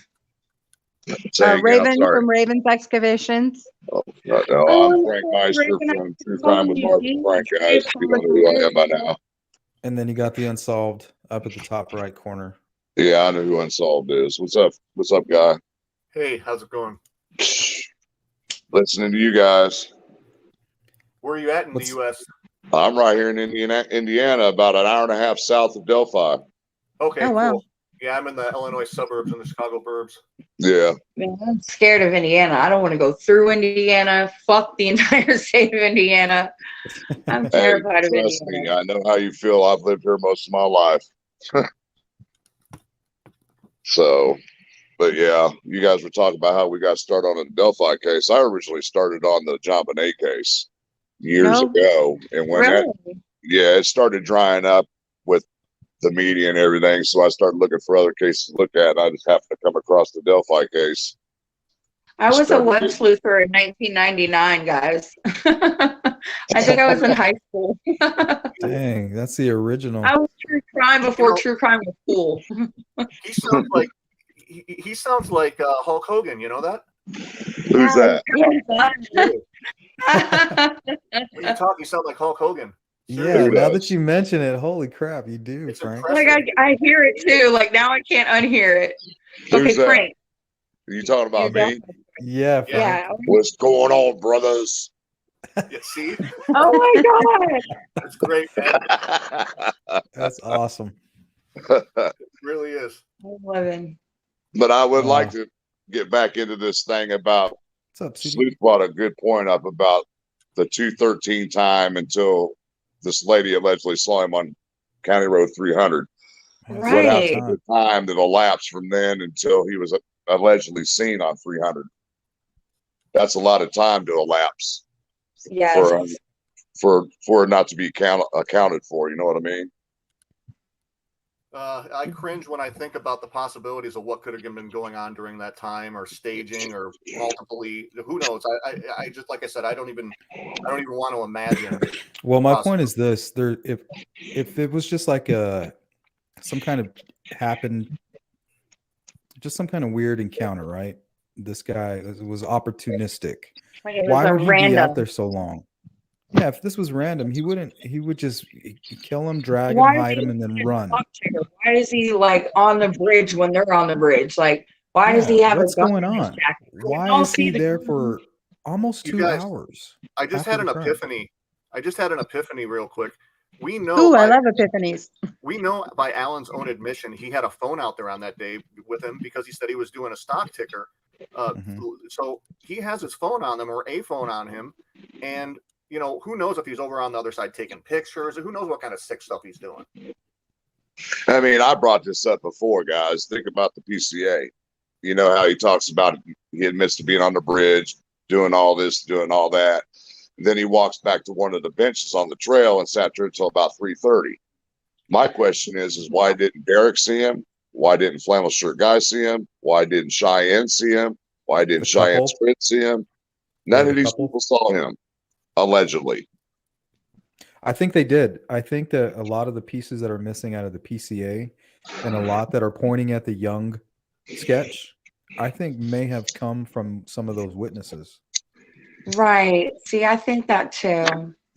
Well, the fact that you have an eyewitness that saw him on a platform on the bridge at the beginning of the bridge on the north side, and then turned around and passed Abby and Libby, and then he says he didn't see Abby and Libby. That's like statistically pretty much impossible if the girls are walking to the bridge and they pass those two girls for him not to see them. So like he's full of crap there too. Well, I mean, good luck explaining that away. He said he saw the 3 teenage girls, which they admit they seen him, but he never mentioned and that's about why seeing he Derek. admitted it. He never mentioned about seeing Derek. He never mentioned about seeing Flannel Shirt Guy or anything. It was just like, come on, dude. You're admitting to being on the bridge. You're admitting to having the phone. You're admitting to being dressed like BG and everything, but you didn't see these other people who were on the trail. Come on Well, now. he didn't What's go up with back to that? the trail. I think from 213 when they went down the hill, I don't think he ever came back to the trails. He exited through the cemetery and then entered the road right there, 300. That's what I think too. Because that would just be unsmart to do that, to go back on the trails. I think it'd be smarter to go another way. You see, my thought has always been he went toward the Wilson Bridge to keep from being seen. Yeah, he could have took like this really long route, and that could account for all that time. Right. Because he could have been trying to get his his wits about himself, Oh yeah, that could account for some of that missing time too, Sleuth. What if he was trying to get his wits about himself, or what if he had some kind of weird psychotic break afterwards and just sat there for like could be like a half an hour just mumbling to himself, He could have been laying there, passed out for all we know, for like 20, totally. 30 minutes. Or you could have been laying there saying, damn, what the hell did I just do? Yeah, what I just better happened? I better call Keegan and Tony up. Yeah, exactly. Do you guys believe that Keegan Klein was with the gas station and all that stuff? Do you believe that? Did he look at that gas station info before or after the crime? Was it in the morning of? See, I don't think they ever actually gave us a date when he did all that search. Well, that search for the marathon. It was supposed to be the day of. Yeah, I think But they didn't give a time as to whether it was before or after it probably took place. And what's strange is that Marathon gas station turned out to be like right up the street from Richard Allen's home. Oh yeah, it's right there on Washington Street. What? So what if him? Yeah. What if him and the other killer met up somewhere, and he went home? Both of them ended up going to Richard Allen's home, right? And then Kagan, while they're at his home, the other killer calls Kagan and says, "Hey, I need you to come pick me up from the Marathon gas station." Cleans up, and then when they pick him up, they go and drop off Richard Allen at his car at about 5, and then he drives it home. What if they wanted to go to the gas station because they wanted to get gas, right? Like in a holder, so that they could go burn the crime scene. Because if it was a botched abduction, then they wouldn't have expected there to be a crime scene. So they're like, the first thing they're thinking is, how do we get rid of all this? And there's a gas station. Hey, I know there's a gas station somewhere around here, and that's why they went to the gas station. It was actually to get gas. Well, maybe that's why that gas station? Because it was close. Maybe that's why they went to Keegan's grandparents' house. Maybe they did a burn pit over there and burned some evidence. Could be, yeah. House. And that phone you were talking about, from Raleigh Park. Unsolved. You were mentioning a phone. Maybe that's what they found in the Wabash River. Maybe they found Richard Allen's phone. Wow. I think they found something. I don't think all this led up to this and just happened bang, bang, bang, just like you had on your channel the other day by coincidence. Yeah, exactly. I don't think it's a coincidence. Oh, the dominoes. Yeah, the dominoes. Yeah, exactly. It's just too set up-ish. I don't know. It's very what's the common denominator in all of it? It's Keegan Kline. The profile, everything. He's the common denominator in like all these scenarios, it seems like. And but I feel like he got immunity and leniency. He got immunity and leniency, and it led to Richard Allen. And then they're going to do what they did to Keegan Kline. They're going to do it to Richard Allen so that he doesn't face the death penalty. And he's going to roll over on this other person. Yeah, and hopefully it'll be. Well, what I'm thinking is right now discovery is happening. You know, I'm thinking it's going to take weeks and weeks for them to go through all that information. But once they do, they're going to tell Keegan Kline, look, buddy, if you know anything, or not Keegan Kline, I'm sorry, Richard Allen, if you know anything, buddy, you need to tell me now because I need to know what cards we have because I'm about to advise you, and this might be a kick in the ass, but this might be your only shot here because this is bad. Yeah, see, that's what I've been thinking the whole time too. When they get that discovery, they're going to go through it and they're going to find something in there that's going to be 100% proof that Richard Allen was there, and they're going to approach. They're going to approach him and say, "Hey, we can't defend you on this. You need to do something here." They're going to do their job. Sleuth made a really good point the other day. He pointed out in one of his streams that more recently, if you've noticed Richard Allen's defense team, when they've talked to the media, they seem like they've been really down. They're not as upbeat. They seem almost like they know something. Yeah, they're almost like with dread. Well, imagine going to court with 50% of the killer. You're going to trial with only 50% of the people that are responsible for the actual crime, while you're still trying to capture the other people. That is very difficult. If they can get this done, if they can get it done, because it doesn't matter what you've done through this entire process, right? It's how you finish.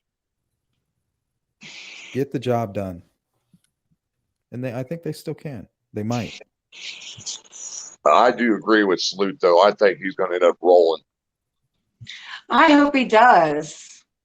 I totally agree. I do believe that he will end up once his defense team sees all the discovery and discovers stuff. Well, why the U.S. Marshals? They can't really defend him on. Well, they're saying, well, there's no FBI, right, on the last presser.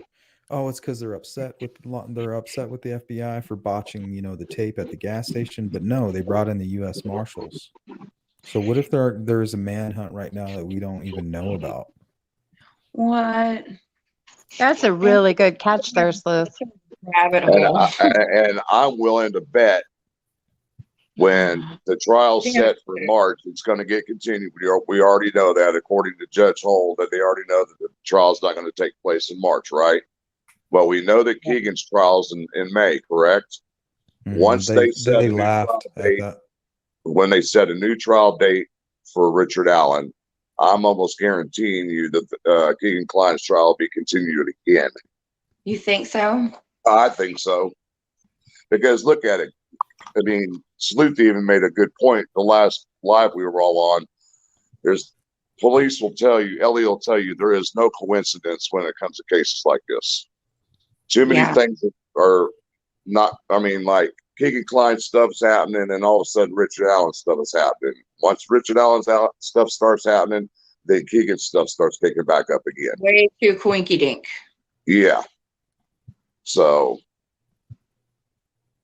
if they truly believe there's other people involved, it may be time to take a look back at the other POIs, take a new, fresh look at some of those other POIs from the very, very beginning. Didn't somebody? I think it's going to be some. Sorry. Go ahead.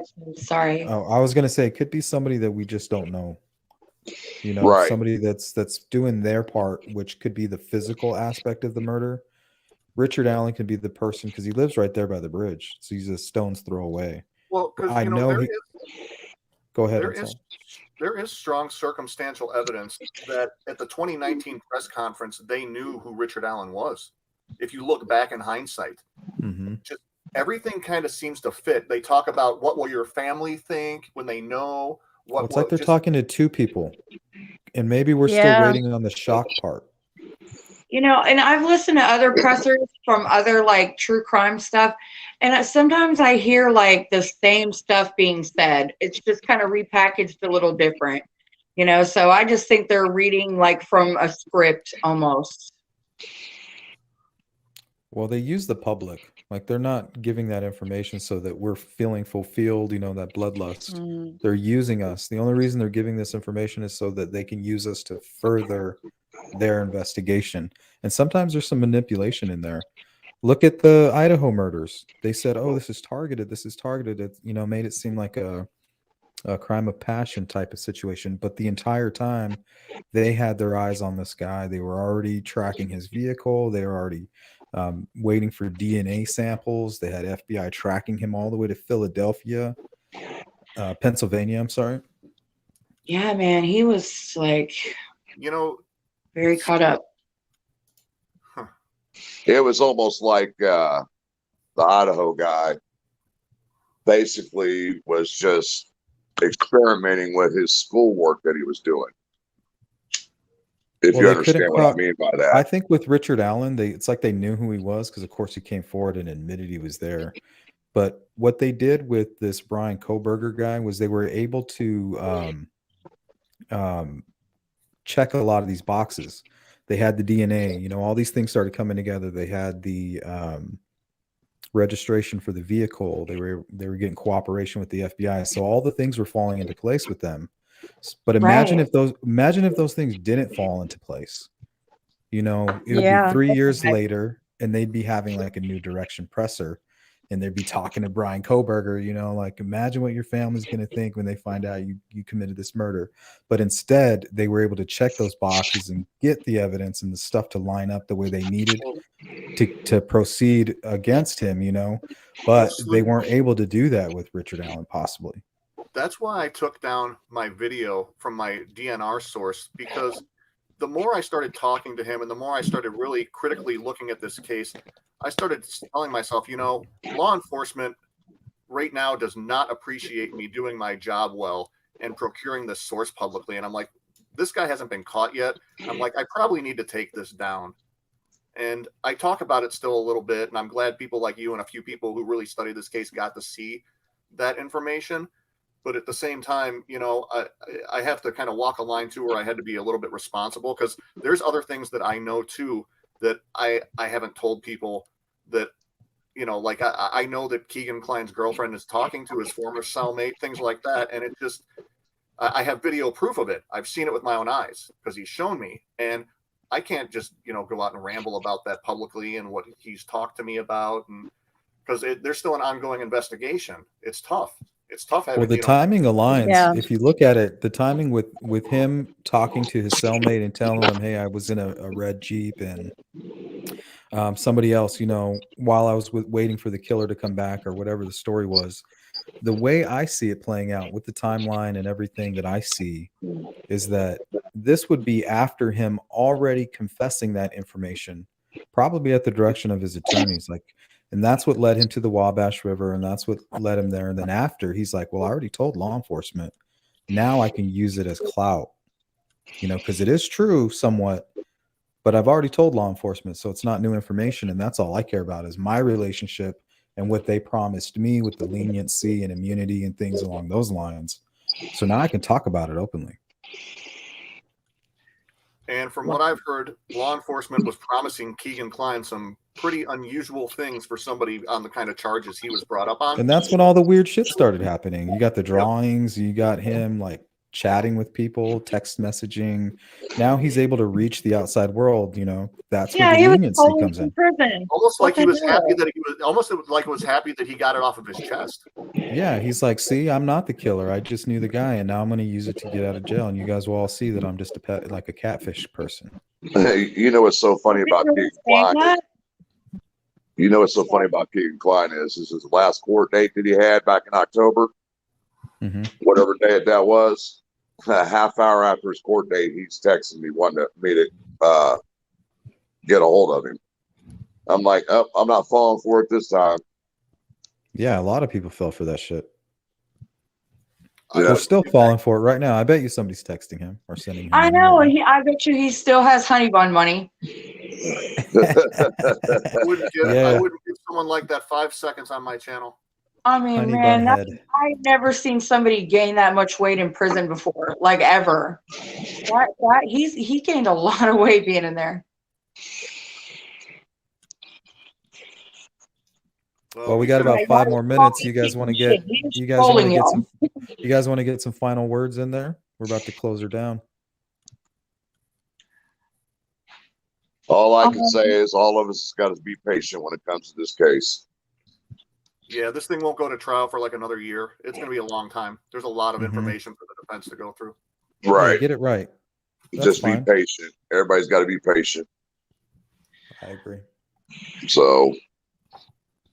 And maybe this case, as well as some others, especially like the Idaho case, will teach the community to maybe not jump on bandwagon so much, because especially with the Idaho case, like there were so many theories out there about so many different people. And now it's like, I mean, I haven't even seen one channel that put out some of those serious, I'm talking about like channels that dedicated themselves to one suspect kind of thing, or it's like apologies or anything. It was wild, some of those series. It was crazy. The Idaho thing, I had to stop like paying attention to it. Trying to say the dad did it. Did you guys ever see that one? Oh yeah, I've seen that one. That's insane. Yeah, I'm like, did that person make a public apology to the father or what? I mean, it's pretty crazy stuff. They damn sure should, if they were like, had an ounce of like remorse. Well, I'm not gonna throw somebody's life on the internet for the trolls to feed off of just because, it's so irresponsible. My final thought is that in the Idaho case, I knew that it was going to be somebody local, because if you look around the terrain there, it's a real like hilly kind of, almost mountainous sort of area. Yeah. And if you're out there patrolling around areas like that at like 4 o'clock in the morning, like you got to know the area. You're not just going to be driving around some area like that randomly in the middle of the country in that kind of terrain. And, it just, I knew that it had to be like a kind of like a stalking sort of situation. And that's what it kind of looks like it is. It's pretty disturbing. All right. I'm going to drop out. Peace and love, y'all. Later, Jamie. Thanks Take for care. hanging out. Thanks for the forum. I'll catch up with you sometime. Thanks for a good one. And it was so nice to meet you, Raven, and Unsolved, and all of you too. Thank you. Thank I'll you. check Nice out your to meet guys' channels as well. Thanks for a great live, Sleuth. Keep it up. Everybody have a great night. And you got a thing with that Hulk Hogan voice, dude. I'm telling you. Macho Man Randy Savage. Brother. Love it, man. I was born in the late 70s, so I lived through that era. Hey, I think I'm the oldest one on this panel. Probably. So, oh, you might be surprised. Hey, I'm not afraid I'm not older of than my people age. think. I'm 53 years old, so I'm not afraid of my age. You're a few years older than me, but yeah, not much. Have a good one, everybody. All right. Later, Unsolved. Thank you for hanging out. Yeah, I'll definitely check out Unsolved's channel. Yeah, thanks, Luce, and keep doing what you're doing. And I look forward to the next thing. Kind of curious when you're going to do something else on the West Memphis. You know, I'm waiting for that book. That should be here any minute. I lived in Arkansas at the time that cover case was certain going cases, on. honestly. Oh, wow. Yeah, I lived in Arkansas when the West Memphis 3 thing was going on. Oh, really? Yeah. Wow.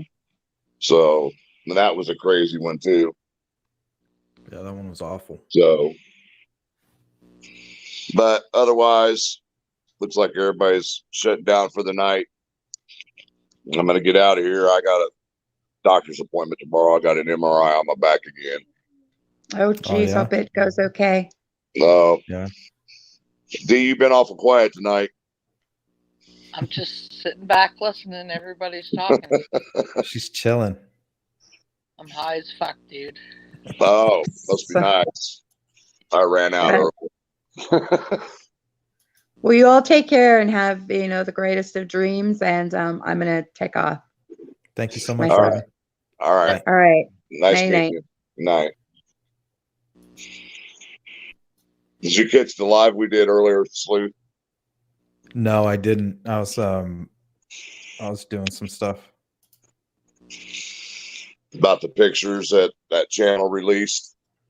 Oh no, what was going on? They actually released some images.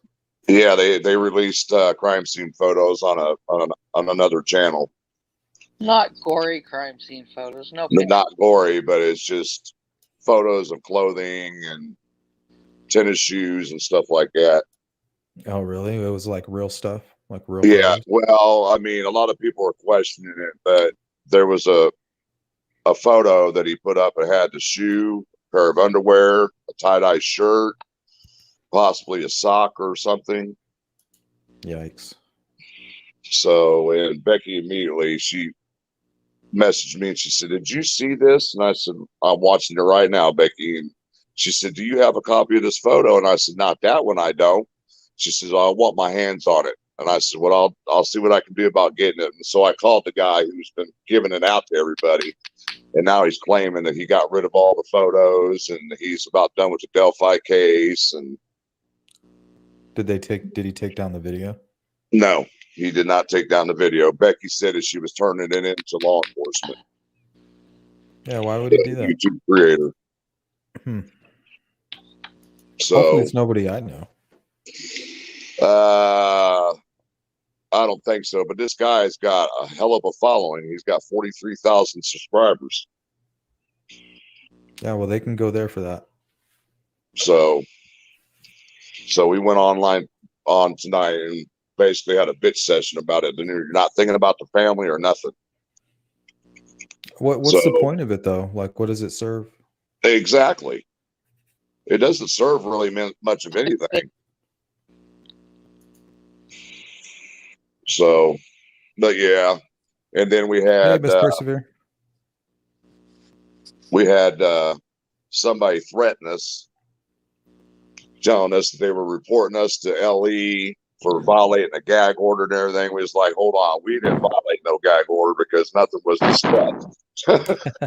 You're like, I'm not under a gag order, first and foremost. Well, I think it's because Becky had contacted me and we had discussed who we thought took the pictures, but we didn't mention no names or anything. And I told Becky straight out, I said, I don't want you to say another word because I don't want you violating the gag order. Mm-hmm. So I put it into it right there so nothing would slip out of her mouth or anything like that.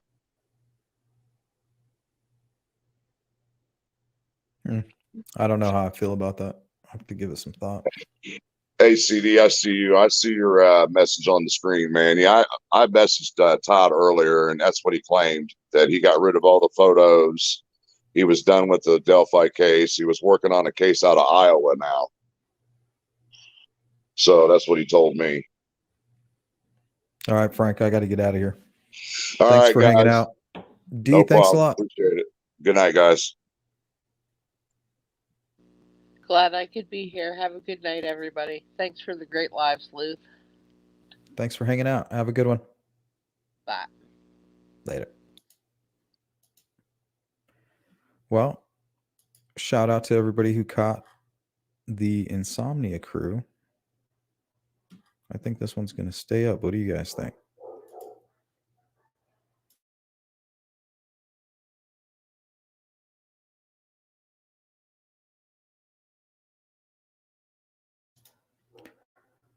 Glitter Bean, Miss Persevere. Didn't see a whole lot. Good to see you, CD. Hope everything's well.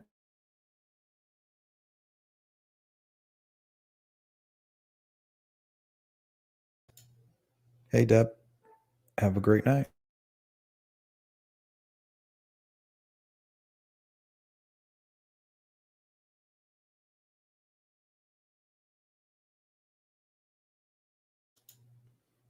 I don't think so. Nothing too crazy. All right. I want to give a shout out to everybody who called in. Great conversation. Everybody who participated in the chat. Big up to you also. Anybody who is watching this on the replay, shout out to you. And on that note, guys, I am out. Sweet dreams. Later.